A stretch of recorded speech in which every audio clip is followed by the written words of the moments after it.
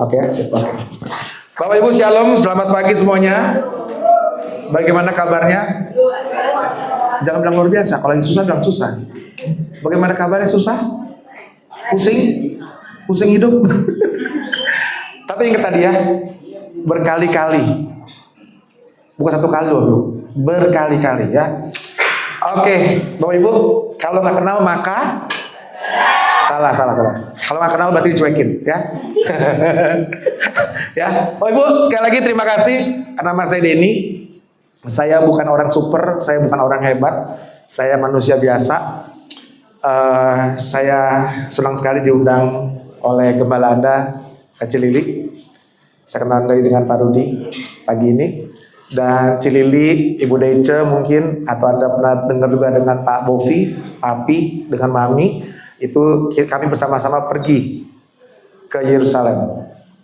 Kelamaan Bapak Ibu, bukan 5 hari, 10 hari, tapi sudah 16 hari kita sama-sama. Hampir setengah bulan lebih kita sama-sama dan seperti sudah saudara Bapak Ibu ya. Jadi saya ngobrol sama Cilili. Wow, saya lihat story-nya gerejamu top banget ya. Di ruko, saya cek Bapak Ibu. Saya juga manusia biasa, saya juga cek penasaran ya kan. Saya cek ruko, jauh banget nih. Saya dari Ciledug, Bapak Ibu, pernah ke Ciledug, Tangerang, BSD, dari saya di sana, saya kemari, saya lihat kemarin 3 hari lalu saya cek 1 jam 45 menit. Oh my god. Berangkat jam berapa gua, ya kan? Tadi pagi, istri saya bangunin, udah jam 7. Lu pelayanan, oke, fine. Lihat map dong, bangun habis doa, lihat apa? WA dong, lihat map 54 menit. Oke, fine. Bisa book dulu, bisa mandi, bisa sarapan, jalan kemari. Pas naik mobil, masuk tol, lihat 40 menit toh Ibu. Cepet banget ya. Sampai sini kebagian loh Ibu ya, kebagian. Ibu Dece ajak makan pangsit dulu, saya bilang ada kelamaan dah. Bahaya ya. Takutnya mules ya, misalkan pangsit kita mules ya. Nggak jadi bagi firman ya. Oke Bapak Ibu. Jadi ini 12 September saya kasih judulnya My Feet. Kaki. Kaki siapa? Kaki siapa? Kaki saya, betul. Oke Bapak Ibu. Jadi saya punya satu pengalaman yang sangat-sangat memorable dalam hidup saya. Jadi tahun 99 ya, tahun 99 Anda sudah lahir? Ada kan? Tahun 99 ya. Di bulan Maret saat itu saya masih kerja di sebuah radio di Jakarta Barat, di Karawaci. Sebuah radio sana. Pagi itu saya mau naik bis umum ya, naik bis umum dari tol Kebenjeruk, RCTI, tol Kebenjeruk. Saya parkir motor di situ. Saya naik bis karena saya pasti staf karyawan, saya naik bis ke Lipo Karawaci. Bis umum. Bis umum aja ya. Ini pemain musik pada kemana? Pemain musik pada ngilang, nggak boleh ngilang musik mah. Sini ya udah, oke aman ya. Sip, betul. Sini. Depan-depannya semua sini. Jangan belakang-belakang, ngapain belakang-belakang ya. Oke. Nah, sampai di Lipo Karawaci ya, sebelum sampai lewat BSD, pintu tol BSD, jadi Alam Sutra, BSD ya. Bisnya yang saya tumpangi, supir orang pertama, orang kedua, bisnya akrobat, nyebrang ke jalur Jakarta dari Karawaci ke Jakarta. Jadi bayangkan nabrak trotoar tengah, nyebrang bisnya. Otomatis di sana ada mobil Panther, hajarlah itu semua, dorong mobil yang dari lawan arah. Singkat cerita, saya dalam bis itu Bapak Ibu, dalam bis itu saya cuma bisa ketok kaca, gedor. Kenapa? Karena ini bangku udah berlipat. Supir sudah meninggal, bangku berlipat semua. Saya cuma gedor kaca, minta tolong untuk saya bisa keluar dari kecelakaan itu, Bapak Ibu. Singkat cerita, kalau Anda ke kilometer 18 Anda jalan dari sini, dari masuk ke Karawaci, ke BSD, itu beda. Semua pelangnya udah bukan besi, beton semua. Karena pelangnya besi itu udah dihajar sama bis waktu itu. Bis yang saya tumpangi. Singkat cerita, ini dia Bapak Ibu. Next. Umur saya waktu itu 24 tahun, masih bujangan, masih single. Pinggang ke atas ganteng banget Bapak Ibu. Serius. Tapi pinggang ke bawah cacat. Cacat Bapak Ibu. Kaki sebelah kanan saya,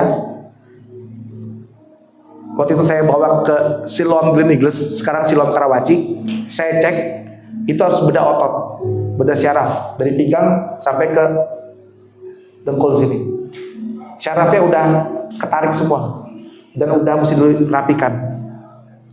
Jadi sangat sedih sekali, saya pakai kursi roda, saya pakai tungket untuk jalan.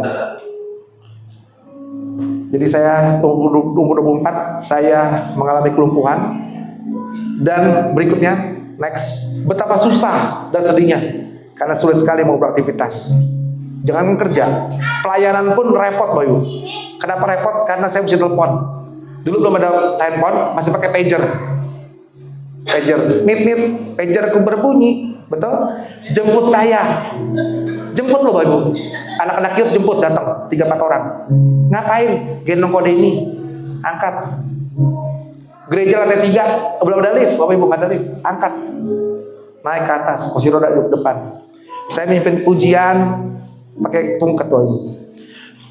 Jadi pelayanan repot banget, dijemput, diantar, digendong, menyusahkan banyak orang. Jadi giliran, minggu ini siapa yang jemput saya, minggu depan siapa yang jemput saya, habis, Bapak Ibu. Giliran orang lain lagi, lu bikin repot aja lu. Kapan kaki ini sembuh? Oke, saya berobat alternatif lewat sensei sampai akhirnya kaki ini bisa kembali dipakai.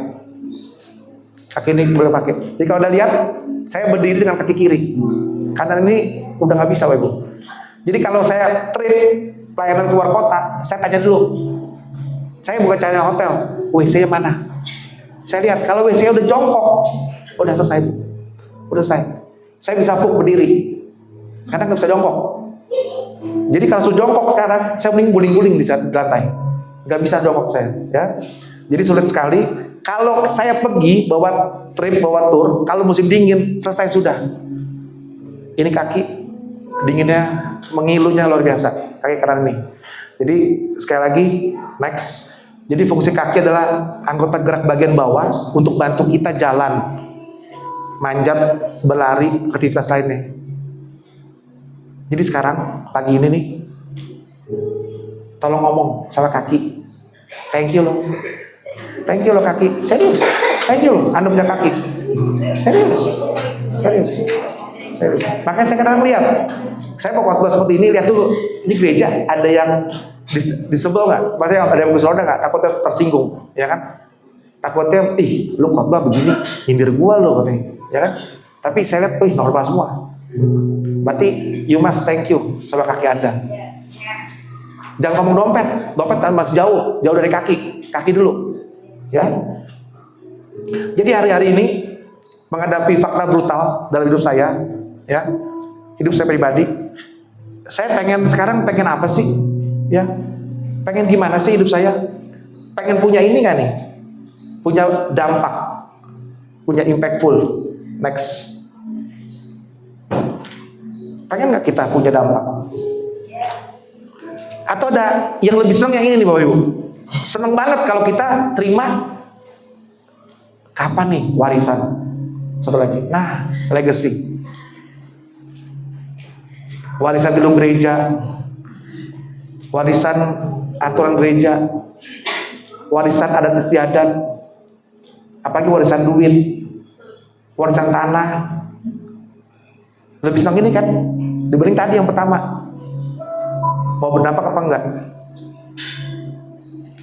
Jadi pertanyaan saya, bagaimana saya dan Anda bisa punya dampak?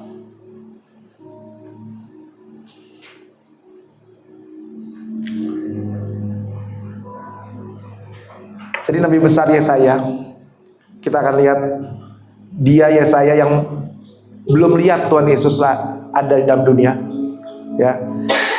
Dalam bahasa Inggrisnya saya bacakan, how beautiful on the mountain are the feet are those who bring good news, who proclaim peace, who bring good tidings, and who proclaim salvation, who say to the Zion, you God reigns. Jadi dalam artinya bahasa Indonesia, betapa menyenangkan melihat kedatangannya melalui gunung-gunung. Ya, saya bisa melihat, memprediksikan, menubuatkan betapa indahnya nih. Ada seseorang datang dari balik gunung-gunung, kakinya membawa pesan. untuk mengumumkan perdamaian,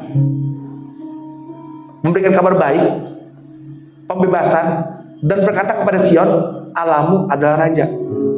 Sekarang Anda punya Alkitab semua? Alkitab, kita buka Yesaya 52 ayat 7. Mari Bapak Ibu, kita buka sama-sama. Yesaya 52 ayat 7.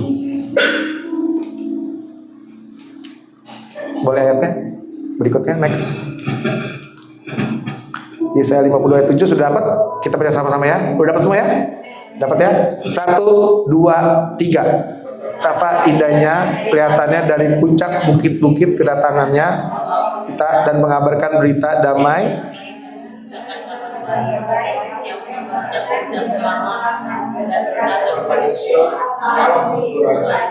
Yes. Betapa indahnya ya saya mengungkapkan ini. Ada bawa berita baik, jalan. Jadi waktu Cilili, Budece ke sana, kita nggak jalan loh, kita naik bis. Tapi kita bisa bayangkan bagaimana si membawa kabar baik itu jalan kaki waktu itu. Dia nggak pernah pesan Gojek. Dari Kapernaum pesen Gojek mau ke Nazaret, balik pulang capek gua. Nggak ada. Kalau ada, wih, top banget tuh. 2000 tahun lalu. Nggak ada. Pakai kaki. Kita aja pergi, jauh banget ya kok. Iya jauh. Bagaimana dia yang ngabarkan Injil yang turun ke Yeriko, turun ke mana-mana. Jadi sekarang bukan betapa indahnya mulut atau lidah yang berkata kabar baik. Atau mungkin dengan dompetmu, danamu bisa kabar baik diberitakan. No. Jadi ini, betapa indahnya kaki yang naik ke gunung, kaki yang tanpa Yesus, kabar baik nggak akan bisa diberitakan. Dia yang bisa kumpulin 5.000 orang, dia bukan sulap loh, dia bukan bikin magic segala macam sesuatu, ya. Dia cuma bisa 5 roti, berapa? 2 ikan. Dia nggak bawa mikrofon loh, dia pakai sound segede-gedenya, keren, alat musik banyak begini, nggak ada. Tapi 5.000 orang bisa stay sama-sama sama dia. Jadi ketika saya dan Anda sudah punya hati yang baik, pikiran yang logis, yang rasional, smart, bahkan tempat ini teologi yang begitu solid, semangat yang benar, spirit yang benar, tulus, mulut yang penuh pujian dan penyembahan, tadi kita sudah lakukan semua.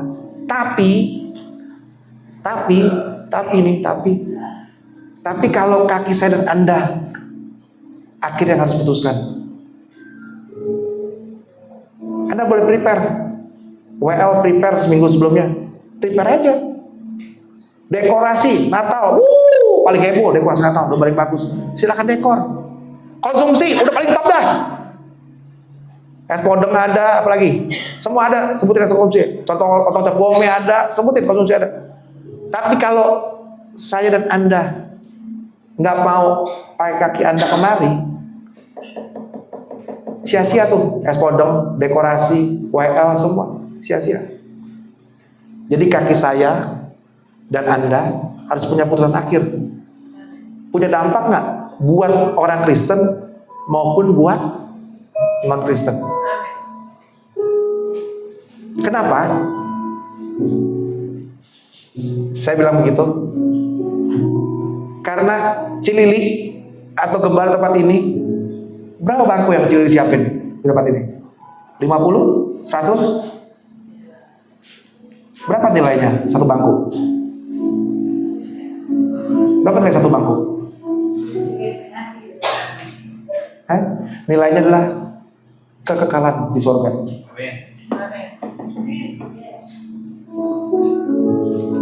Bagaimana bangku-bangku ini masih kosong?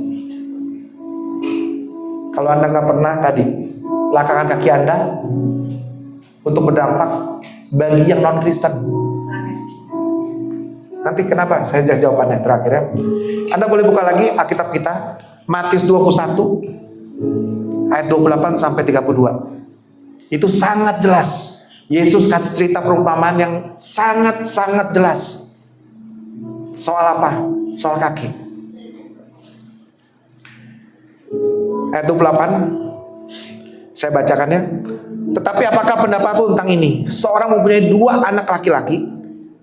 Ia pergi kepada anak yang sulung dan berkata, anakku, pergi dan bekerjalah hari ini dalam kebun anggur. Tapi ayat 29, jawab anak itu, baik Bapak, tapi ia tidak pergi. Ayat 30, lalu orang itu pergi lagi kepada anak yang kedua dan berkata demikian juga. Dan anak itu menjawab, aku tidak mau. Tapi kemudian ia menyesal, lalu ia pergi juga. Siapa di antara kedua anak itu yang melakukan kehendak ayahnya?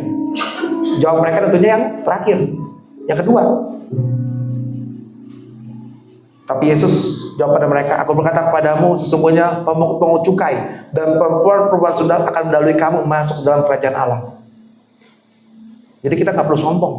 Anda yang udah tahu Kristen, tahu Yesus, no. Jangan bilang, gue paling depan pintu surga, gue paling antri duluan, gue punya tiketnya. No. Ada akan kaget. Nah ini kok lewat, ini siapa? Gue ada pelayanan Tuhan. Saya WL-nya Tuhan. Saya lagi nyumbang paling besar. Saya kasih ini loh Tuhan. No. Lewat. Hah? Siapa ini?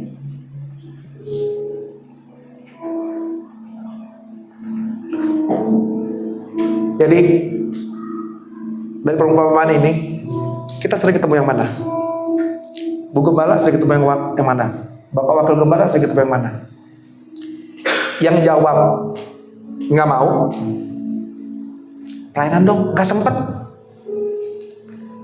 Bisa nggak nyambut tamu? Aduh sibuk minggu ini. Aduh sorry, saya nggak ada waktu. Aduh, saya nggak layak. Aduh, saya belum waktunya. Aduh, gue nggak bisa apa-apa. Aduh, saya masih berdosa. Aduh, saya masih ngerokok. Blah and blah. Bahkan nggak mau terlibat pelayanan, nggak bisa kasih waktu, nggak bisa kasih tenaga, apalagi kasih uang. Oke? Atau ada yang mau bilang gini, iya Pak, Pastor, yes, Bugem, pasti datang. Yes, pasti. Jam segini kan? Oh iya, oke. Tadi pagi Cilili. Jangan lupa kok. Iya, Cik. Saya iya doang, iya. Ya. Tapi bagaimana ketika saya bilang iya? Kaki ini saya nggak datang. 41 menit yang saya lihat tadi di map, saya nggak injek gas. Saya males. Gampang tinggal WA lagi. Sorry Cik, mules. Kelar. Betul kan? Sorry Cik, angkat badan gua. Langsung paling gampang kan? Terus Cili, GWS ya kok, udah kelar, selesai. Tadi saya tanya, yang main bos mana? Mau gantiin nggak? Mau gantiin? Setengah lagi, gantiin. Ya, jadi bagaimana? Mesti dirayu, dijemput, dibujuk-bujuk, didoain, bahkan dibesuk, dibawa sesuatu ke rumah untuk Anda terlibat pelayanan, untuk Anda boleh datang ke tempat ini, untuk Anda boleh hadir hari Minggu jam 10 tempat ini. Ada satu statement yang Anda harus bawa sampai kapan? Sampai Anda masuk di 2x3. Di kotak 2x3 Anda harus masuk. Baru Anda ngerti. Ini dia. Kalau saya mau tahu siapa saya sebenarnya, perhatikan kemana kaki saya bawa.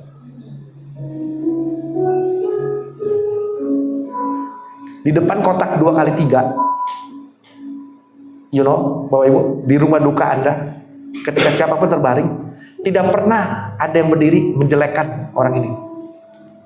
Jelek nih orang, copet, begini, begitu, nggak ada.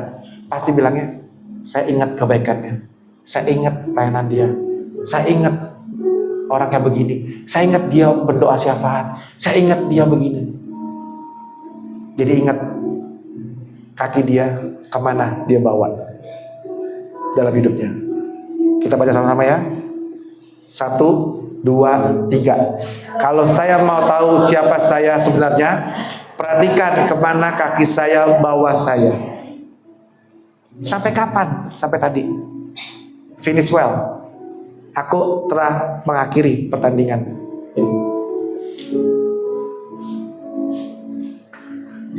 Jadi ada satu lagu simple banget, sekolah minggu banget, ya bisa bro, jangan satu dulu bro, tenang bro. Terima kasih kakimu udah bisa main injek pedal ya. Hati-hati gunakan, yes, bisa bro. Nah, tanya nih bro. Siap ya? 1, 2, 3. Hati-hati gunakan kakimu. Hati-hati gunakan kakimu. Karena Bapa di surga selalu lihat kakimu. Hati-hati gunakan kakimu. Jangan lihat ke bawah bu. Nanti ada duit jatuh repot. Ibu jatuh dalam percobaan ya. Lihat kakimu ya. Sekali lagi. Cilili, sorry lantai 2 kuat kan? Aman ya? Kita goyang kakinya ya. Oke semua ya? Siap. Hati-hati gunakan kakimu. Hati-hati gunakan kakimu. Karena Bapa di surga selalu lihat kakimu. Hati-hati gunakan kakimu. Betul? Betul? Jadi jangan sombong dengan dompetmu, jangan sombong dengan hartamu, jangan sombong dengan jabatanmu, jangan sombong dengan apapun juga gelarmu, jangan sombong. Lihat kakimu. Simpel banget. Kakimu. Jadi pagi ini saya nggak khotbah soal duit, soal segala macam, tapi kaki aja. Simple thing.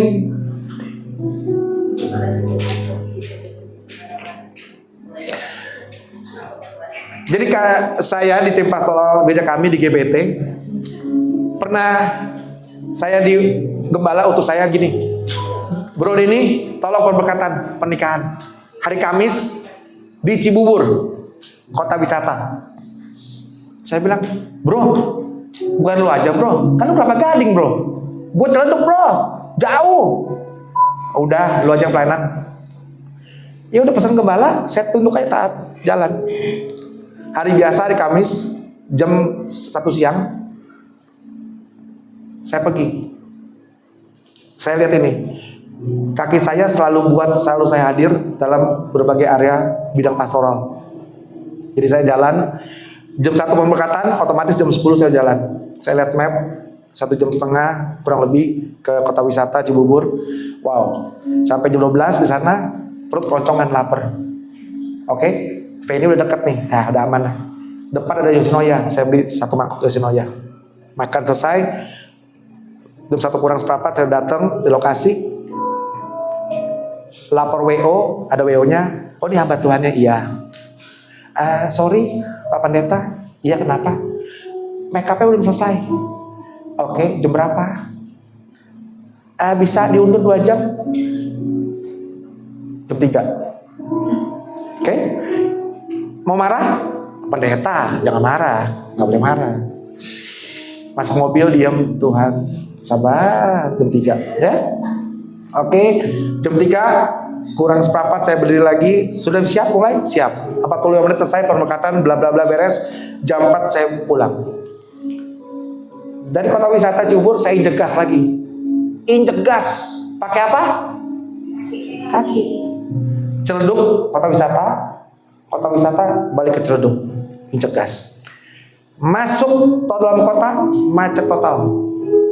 Di atas Tugu Pancoran, Bapak Ibu tahu Pancoran, tahu Pancoran? Jembatan, kabel tipis. Selesai sudah urusan. Bagaimana bro? Udah nggak tahan, mau pipis. Masa batin mobil atau keluar pintu mobil kencing di jembatan? Pancoran bisa nengok.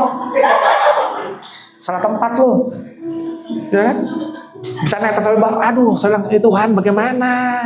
Mau pipis. Sudah, botol aqua saya minum habis. Isilah dengan foto aku dengan pipis, ya. Jangan ketawa, ya. Sudah, pipis sudah selesai, lega, perut lapar. Lapar Bapak Ibu, udah 5:30 jam sore, 6:30, lapar. Makan apa? Di atas pancoran, turun, tahu pong, oke, kacang rebus, bapau, gombat semua. Saya makan deh. Ngemil. Selesai, sampai tikungan Tomang, masuk jalan tol, mau ke Benjeruk, mau balik ke Ciledug. Disitulah depan Taman Anggrek, saya ingat taman anggrek sebelah kanan saya, istri saya telepon, bukan nanya, "Say, di mana?" Bukan, "Kunci rumah mana?" Oh my God, Rabako, ini dia di mobil kunci rumah. Selesai sudah. Nyap-nyap lah istri. Nyanyian, pujian, mazmur semua keluar. Kidung Agung semua keluar situ. Waduh, Tuhan Yesus tolong. Ini masih jauh nggak ya? Merah semuanya. Jadi pulang dari jam 4 sore sampai depan rumah setengah 12 malam. Oke? Sampai depan rumah, bukannya istri, "Shalom," bukan. "Cepat kunci rumah, udah ketahan gua. Udah lama gua berdiri." Jadi bukan sukacita pelayanan, tapi apa? Omelan. Pusing semua. Tapi kaki ini udah lanjut jalan. Terima pelayanan, terima konsekuensinya, jalan terus. Walaupun hati ini mungkin udah ngedumel, nggak baik-baik aja, nggak oke-oke aja. Jadi banyak orang yang bilang luar biasa. No. Saya ajarin selalu apa adanya. Lagi susah. Lagi ribet. Jadi kita nggak usah munafik. Wah, luar biasa. No. Akhirnya kita membohongi Tuhan. Hati kita lagi susah sekarang. Lagi ruwet, lagi puyeng, lagi penuh pergumulan. Lagu tadi, berkali-kali kau sudah tolong. Jadi kisah ini, kisah yang saya dan Anda bisa alami. Dalam pekerjaan Anda, dalam pelayanan Anda, dalam ibu rumah tangga. Lewat kaki ini banyak sekali yang Tuhan bisa kasih lihat. Bahkan bukan kebetulan, bukan surprising yang luar biasa. Setiap Paskah kita baca selalu satu ayat di Yohanes 13 ayat 4 dan 5. Kita lihat. Yohanes 13 ayat 4 dan 5.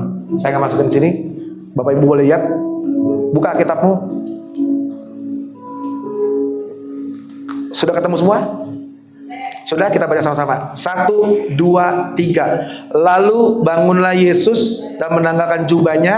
Ia mengambil selai kain lenan dan mengikatnya pada pinggangnya. Kemudian ia menuangkan air ke dalam sebuah basi dan mulai membasuh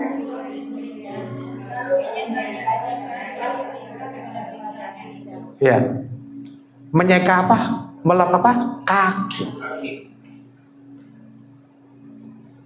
Kisah ini buat kita yang Kristen udah gak kaget, biasa aja. Lebay lah Pak Denny, biasa aja. Basuh kaki udah biasa, kita udah dengar dari semua minggu. Dari adik tadi yang 7 orang udah biasa, udah dengar. Malam terakhir Tuhan basuh kaki. Pertanyaannya, kenapa sih mesti kaki? Ada pernah pikir gak? Kenapa dia gak urapi kepala? Murid-muridnya. Kenapa dia gak tepuk-tepuk pundaknya? "Shalom, apa kabar? Hai bro, sis." Kenapa dia gak doain semuanya? Kenapa mesti ambil kaki? Karena dia tahu, dia lebih tahu kaki itu yang tidak akan mau kerjakan apapun juga. Kaki itu males, nggak mau beritakan Injil, nggak mau hadir, nggak mau datang jam 10 tempat ini. Enakan di rumah, online aja gue mendingan nih online. Yang di online di rumah bagaimana? Enakan pergi jalan-jalan, ngopi. Enakan mungkin sama keluarga nonton ke puncak, kemana, ke Bandung holiday. Maka Yesus tahu, dia lap kaki murid-muridnya satu persatu. Diajak doa aja molor. Diajak doa berjaga-jaga aja molor. Apalagi semua macam-macam. Udah, dia udah tahu. Makanya lewat kaki itu. Saya renungkan, kenapa Tuhan kau ambil kaki? Banyak yang lain. Jadi saya balik lagi. Kalau saya mau tahu siapa saya sebenarnya, perhatikan kemana kaki saya bawa saya. Jadi tempat ini, Anda semua yang onsite maupun yang online, yang rekaman ya, jika Anda udah punya ide yang top, markotop buat pelayanan tempat ini, masukan yang baik, gagasan yang bagus, bahkan bisnis Anda, usaha Anda udah lagi grow, lagi maju, lagi diberkati, bahkan hati Anda, yang tahu cuma Anda sendiri kan, sama Tuhan kan, hati Anda udah mengasihi Tuhan dengan sungguh-sungguh nih. WL yang begitu semangat tadi, tim singer, pemusik, semua persiapan prepare udah luar biasa. Bahkan dari rumah Anda udah siapin, ini Tuhan, berkat yang saya terima, uang yang saya terima dari Engkau, saya mau kembalikan lagi buat gereja ini, buat pelayanan tempat ini. Bahkan keluarga Anda semua udah dukung bisnis Anda, pekerjaan Anda, pelayanan Anda semua. Tapi kalau kaki saya dan kaki Anda nggak bergerak, nggak melangkah, sia-sia. Sia-sia. Percaya sama saya, itu sia-sia. Kita bisa buktikan sepanjang umur hidup kita buktikan. Itu hanya di ide, usulan yang cemerlang, angan-angan belaka, stop di kepala, stop di bibir, sama nyantol di dompet Anda.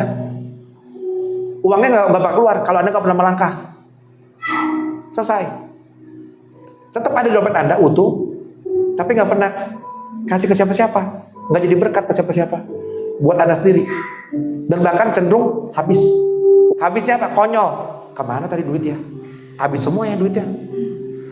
Tadi pasangan buat persembahan, habis nih semua nih. Entah makan, entah ngapain, traktir temen, hilang aja, lenyap semua. Jadi untuk punya impact, langkahkan kaki Anda, hadir dan terlibat. Jadi Bapak Ibu, kita nggak bisa tunjukin muka jika kaki kita nggak melangkah.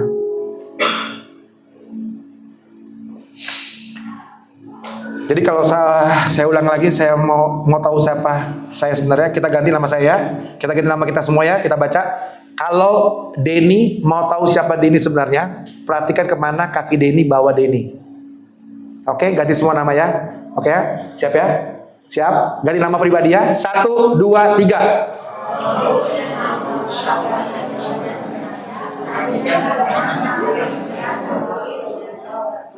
Nah, itu sudah Anda sendiri ngomong, menohok diri Anda sendiri. Jadi oleh-oleh, kalau saya ke luar negeri tanya oleh-oleh terus, ya Cilili, oleh-oleh mana? Ini oleh-olehnya buat Anda. Jadi ada 2. Yang pertama, apa Anda dan saya sudah pernah invite orang lain? Invite itu dalam kamus besar artinya meminta, mempersilakan, mengundang orang, teman, saudara Anda yang mungkin Anda pernah pikir di scroll di WA, ini gak bakal dah datang ke tempat ini, ke gereja. Ini udah busuk banget, ini brengsek banget nih orang. Ini begajulan nih, ini preman kelas kakap, ini udah aduh. Ke gereja udah pasti jadi cemoohan orang dah, jadi ngomongan bujang-ganjing orang dah. Pernah gak Anda invite orang itu? Di depan pintu gereja pun udah gak layak dia masuk. Apalagi duduk, aduh. Amit-amit dah, kalau dia datang kemari mah hancur di gereja katanya. Kok bisa masuk nih orang kemari? Pernah nggak ada invite orang seperti itu? Dan yang kedua, pernah nggak ada invest dalam hidup orang itu? Duduk bareng, temenin dia selama ibadah. Saya pernah ditanya, kalau kamu Denny dikasih Tuhan 1 tahun lagi umur 52 minggu, mau ngapain kamu dalam GSCA ini 52 minggu? Tiap minggu nginep di gereja, tiap minggu pelayanan, apa mau ngapain? Bagaimana kalau Anda 52 minggu dengan 52 orang yang beda? Anda bisa invite dan Anda bisa invest orang itu. Satu kali aja. Jangan garapin dia, datang tiap minggu dong. Satu kali ya, dia bisa lihat yang namanya Yesus. Dia bisa lihat kita yang mengaku ada Yesus dalam hidup kita. Siapa Anda sebenarnya? Biar dia bisa dengar ada satu nama pribadi Yesus yang sayang sama dia, walaupun hancur hidupnya, walaupun udah nggak mungkin lah. Jadi invest itu dalam kamus besar bahasa Indonesia, kita membeli, menanam untuk orang itu. Kapan dia tumbuh? Siapa yang tumbuhin? Biar Roh Kudus. Kapan dia dibaptis? Biar Tuhan yang kerja, bukan kita. Jadi jangan bangga gereja dengan baptisan. Wah, ada 30 orang dibaptis. No. Itu bukan usahamu. Itu Tuhan yang punya usaha, bukan kita. Tugas kita cuma dua. Kamu invite, undang kemari, tanpa dihakimi, tanpa dihina, tanpa diapa-apapun juga, tanpa dikristenisasi. Tapi kamu invest lewat hidupmu. 1 jam duduk sama dia. Karena kenapa? Bangku ini yang bagus begini bukan untuk tontonan, bukan untuk pajangan, tapi untuk diduduki oleh orang-orang yang rawat jalan. Kita semua lagi rawat jalan. Jangan bilang sehat-sehat aja. Saya juga lagi rawat jalan. Semua rawat jalan, Bapak Ibu. Kapan sembuhnya? Nanti 2 kali 3 kita udah sembuh.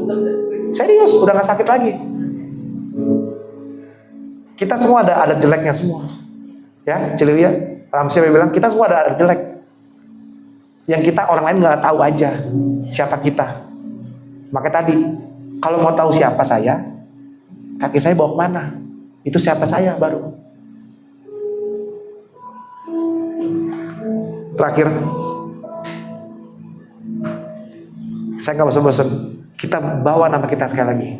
The Last.